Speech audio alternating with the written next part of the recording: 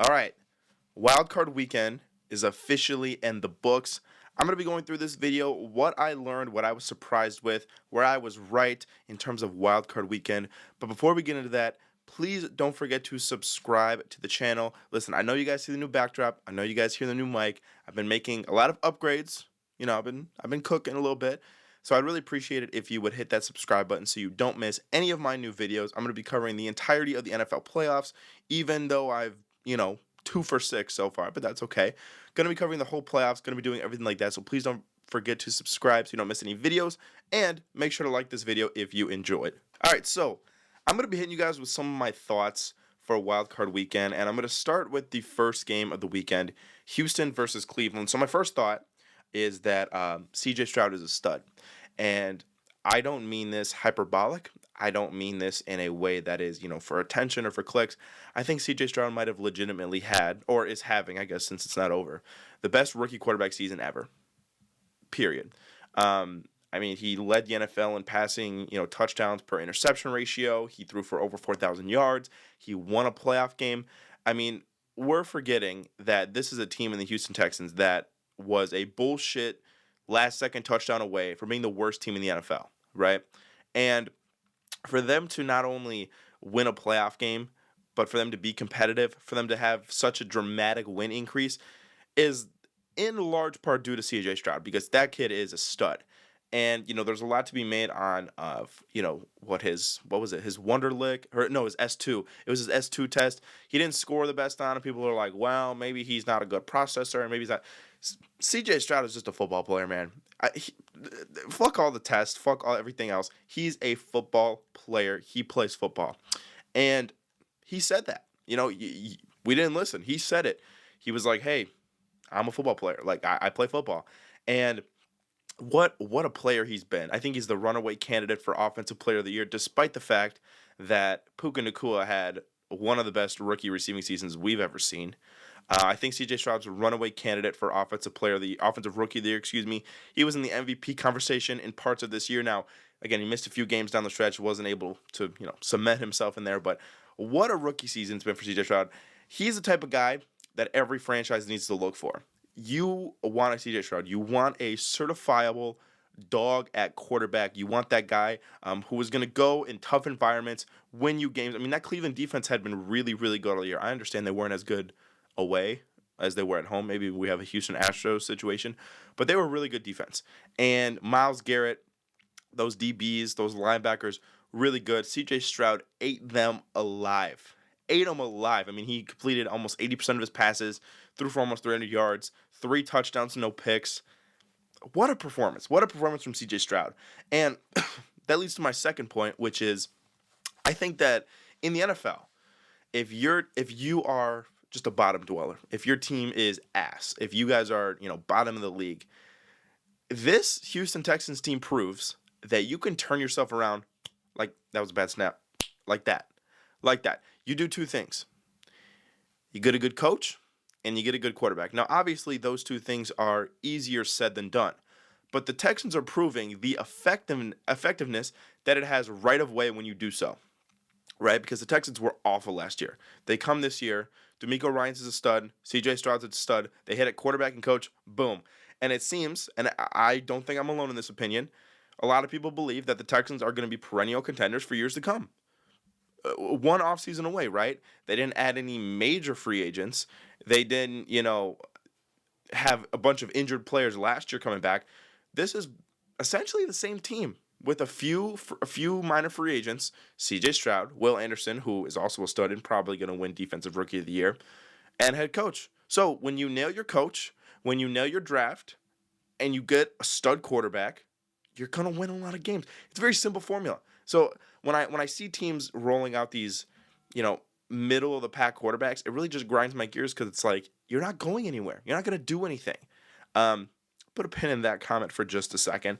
And then the last thing I wanted to say, Joe Flacco, you live as a gunslinger, you die as a gunslinger. He was throwing that rock the whole time he was in Cleveland. I want to say before this game, he had 8 interceptions in his last 5 games with the Browns. And, when it works, it works. And when it doesn't, you get blown out in the playoffs by the Houston Texans. And Those 2 pick sixes he threw really just ended the game. They had no shot after that. The one, it looked like he was throwing it out of bounds. I wasn't sure if he just didn't have the arm strength or if it was, I don't know what was going on there. But the second one, he just got baited, and that was just a real rookie mistake. Christian Harris, not that he didn't do a good job of breaking on the ball, but he wasn't in some insane position to trick Flacco. He just kind of stood there, broke on the ball, and it was 6 the other way. So, yeah, the Browns too. If we're looking, I mean, they had a great season, and I think they have a really good coach. So those are positive that you take away. I think they're absolutely screwed. I think that they're absolutely screwed because next year is when Deshaun Watson's contract really kicks in. He's going to have a $64 million cap hit next year. $64 million cap hit. So this was the year that the Browns really needed to make it work because it is going to be a lot harder to do anything with Deshaun's inflated cap. Now, Deshaun Watson, can he bounce back? Can he be that guy? I'm not the one to answer that question. What I will say is that now they're devoting a lot more financial resources to that side of the ball, and it's going to become very difficult to do anything. So, I think the Browns are absolutely screwed. Let's move on to the Kansas City Chiefs versus Miami Dolphins. Now, I'll mention in my playoffs preview video, I did have the Browns winning, and I was completely wrong. I will take that L. I'll hold it. But this is a game, probably the only game of the weekend, where I was absolutely 100% correct. Before the game started, I said Tua's going to have a hard time throwing the ball in the cold. The Chiefs are going to have no problem with the cold. Mahomes is going to be Mahomes, and the Chiefs are going to have a fairly easy win. That is exactly what happened. Tua looked uncomfortable. He looked, thrown off by the weather. He doesn't have the arm to get it through the cold weather and the snow, and Mahomes does. Mahomes is that guy. He's been that guy. It's in Kansas City. He throws the ball in Kansas City all the time. The Chiefs didn't really break a sweat. They really didn't. They cruised through Miami. They were able to run the ball with Pacheco. Their defense balled out, played good. Everything that I thought happened. Now, I think that this opens up another can of worms regarding Tua Tagovailoa. I'll say this about Tua. I think Tua he's a good, but not great quarterback. He's good. And, during the regular season, he'll put up some good numbers. He'll have good games. The offense will score a lot of points. But when you really get down to it, I don't think Tua is a guy that you can go very far with. And this is what I mean. Tua does not have, in my opinion, an elite trait. He doesn't have a strong arm. He's not overly athletic. He's not, super pinpoint accurate. So there's no elite trait that Tua really has. Now, if you're Miami and if you're Tua, in order to get to the Super Bowl, this is what you're going to have to do. You're going to have to go to Cincinnati. You're going to have to go to Buffalo. You're going to have to go to Kansas City. You're going to have to go to Baltimore to win playoff games in the AFC. Now, you could win your division. You could have a first round in Miami, or maybe you go play in the Dome in Houston, or the Dome or the Sunny Sunshine in Jacksonville. But if you want to go far, you're going to have to run into Buffalo in Buffalo, Kansas City in Kansas City, Baltimore in Baltimore, Cincinnati in Cincinnati. These are cold weather teams that when you get to playoff football, there's going to be snow, there's going to be wind, there's going to be conditions, right? Weather. So my questions for Dolphins fans would be, do you trust Tua to go into those environments and beat any of those guys given the conditions? Honestly, if I'm a Dolphins fan, my answer would be no.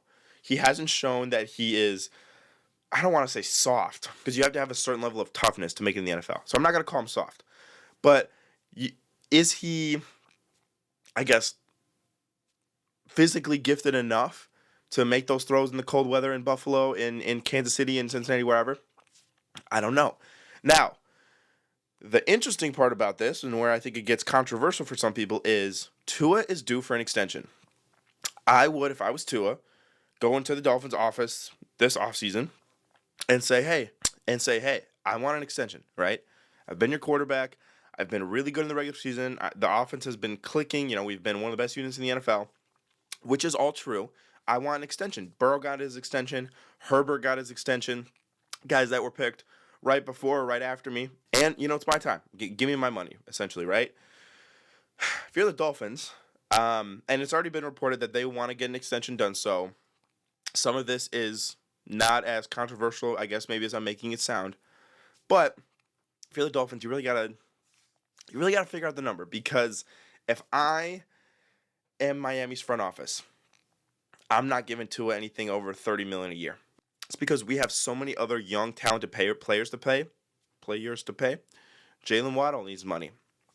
Jalen Phillips needs money. Bradley Chubb needs an extension. Jerome Baker, Javon Holland.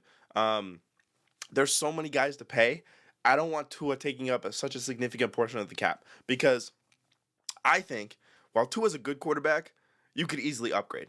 I'm not trying to be too critical of a guy who was like a borderline MVP candidate this year, but I will say that I don't know if Tua should be your long-term answer if you're Miami. That's what I'll say. That's what I'll say. Maybe I'm proven wrong in years past, in years to pass, but I'm not convinced that Tua is the guy. We saw it with CJ Stroud. We're seeing it. Even fucking Baker Mayfield did it this year. I mean, he balled out in a big playoff game. So we'll have to. The jury's still out on Tua Tagovailoa for the Dolphins. Now let's talk about the Dallas Cowboys, who, for my money, were the most disappointing team of the weekend. You have a guy in Dan Quinn who has been doing a mostly really good job with the Dallas Cowboys. His name, most specifically with the Seattle Seahawks, has been thrown out as a potential head coaching candidate. His stock has completely fallen. I mean, I can't overstate how disappointing that defensive performance was. They didn't look prepared. They didn't look like they wanted to tackle. They couldn't cover. It was a disaster. A disaster. Mike McCarthy's not exactly out of it either. I think that his job became a lot less secure after this game against the Packers. They got utterly ass-whooped. Now, I know they made it interesting at the end, but if you watch that game, you know that game was not nearly as close as the final score. So I think there could be some moves in Dallas, honestly. Everybody knows the elephant in the room, Bill Belichick, is available. I think if Jerry Jones really wants it, he'll make it happen. And, maybe overall this is a bright thing for Dallas. Maybe now they don't have to worry about losing Dan Quinn. Maybe I don't know what happens, but I just think that this is just such a dreadful performance for a team that had such high expectations. And to be honest, this is why we joke about the Cowboys. This is the whole joke about the Cowboys not being able to make it in the playoffs. That's that right there. What you just watched. That is why we make the joke. But on the other side of the coin, hats off to Jordan Love and the Green Bay Packers. And let's give credit to Matt LaFleur, who has done a phenomenal job all year with these young players. He's found his franchise quarterback. They traded Aaron Rodgers. They made the playoffs. They won a game, and they're going to go play the San Francisco 49ers. They're a game away from the NFC Championship game. I mean, let that sink in. So, hats off to the Green Bay Packers. Was a much better game for them than I anticipated. I anticipated the score in the opposite direction, but the Packers proved me wrong this weekend. So, definitely didn't get that game right, but a game that I am going to give myself a half point for is going to be this Lions-Rams game.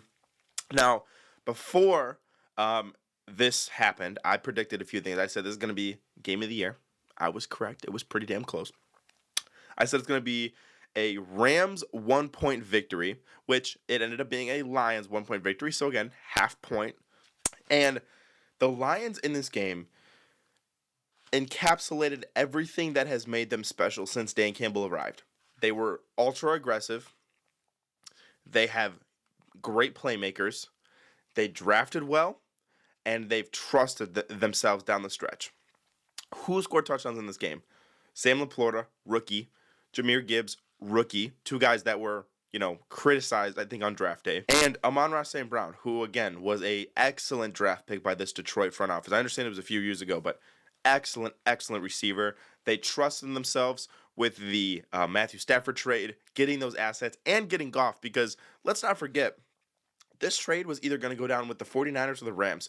Both teams had 2 first-round picks on the table, plus Jimmy G or Jared Goff. And they went with Jared Goff, and that decision has paid huge dividends for the Lions. Now, and I think the reason the Rams lost is not because of any, lack of talent or anything like that. I mean, Matthew Stafford played well.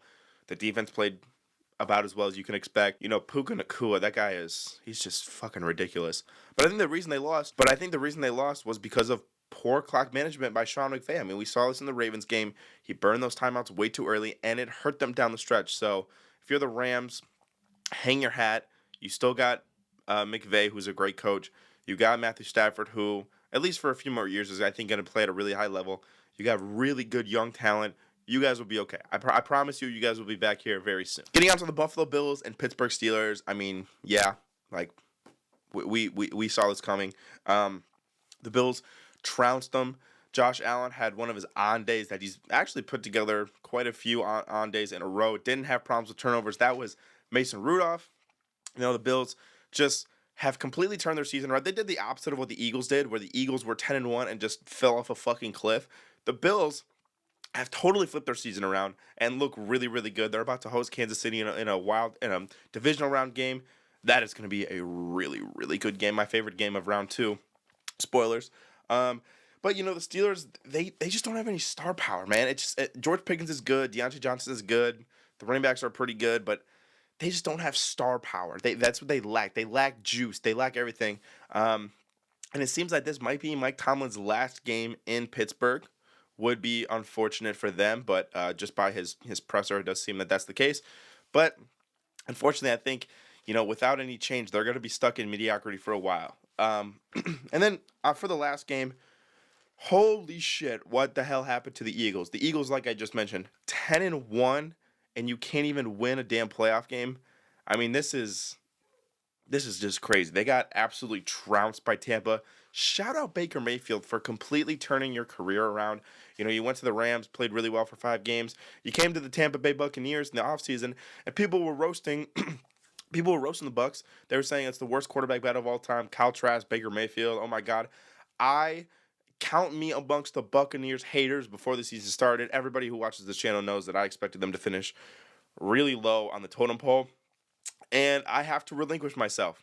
They won a fucking playoff game. I have to apologize. I apologize to Baker Mayfield. I apologize to the Buccaneers. Dave Canales, you are a genius. Todd Bowles, you're better than I thought. My apologies go out to the Tampa Bay Buccaneers and everyone involved in that organization. Baker, you have changed my mind. I am a believer now. Now for the Eagles.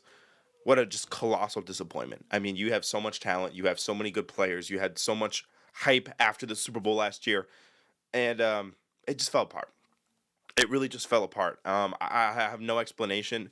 You know, we knew that they had kryptonites. We knew that they had weaknesses. But for them to not even be able to overcome any of it is just so disappointing. So shout out to the Buccaneers. Eagles fans, it's going to be a long offseason. But that is what I learned from Wildcard Weekend. You guys let me know what you think and what your takeaways are in the comments down below. Thank you guys for watching. Don't forget to like, and I will see you guys in the next video. Peace out.